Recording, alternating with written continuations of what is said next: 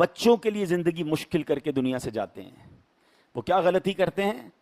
Clear نہیں کرتے کہ کس بچے کا کیا ہے.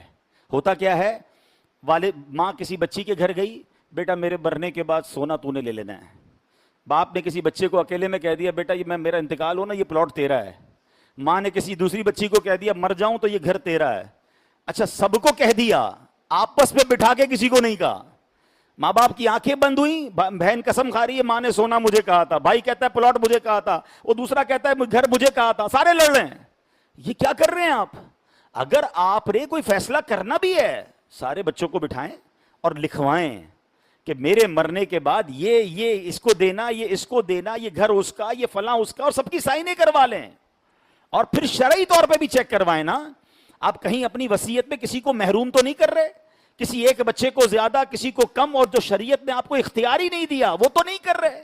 کیونکہ مرنے کے بعد ورثاء کا حق قرآن نے بیان کیا ہے. آپ ایک حد تک وصیت کر سکتے ہیں، سارے مال کسی کو نہیں دے سکتے. میں ایک اشارہ دے رہا ہوں ان تمام ماں باپ کو کہ جو اپنے بچوں کے معاملات، اور خاص طور پہ جو مالدار فیملیز ہوتی ہیں، ہم نے بڑے بڑے اربوں پتی کروڑ پتی ماں باپ کی دنیا سے جانے کے بعد ان کے بچوں کو لڑتے ہوئے دیکھا، ایک دوسرے کے خون کے پیاسے ہو گئے، آنا جانا ختم ہو گیا. یہ کیا کیا آپ نے؟ یہ کیسا فیملی سٹرکچر بنایا؟ آپ نے نہیں لکھا، آپ نے واضح نہیں کیا، اور بعد میں اپنے بچوں کو لڑنے کے لیے چھوڑ دیا.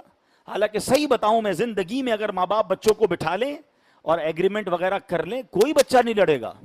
سب خوشی خوشی بات کر لیں گے نا، آپ سے بات ہو جائے گی، پلس مائنس جو بھی ہے ڈسکس ہو کر سائنیں ہو جائیں گی، بعد میں آپ کا خاندان جڑا رہے گا. اور یاد رکھیے زندگی کا یہ ٹارگٹ ہونا چاہیے میرا اور آپ کا کہ میرے مرنے کے بعد میرے بچے جڑے رہیں.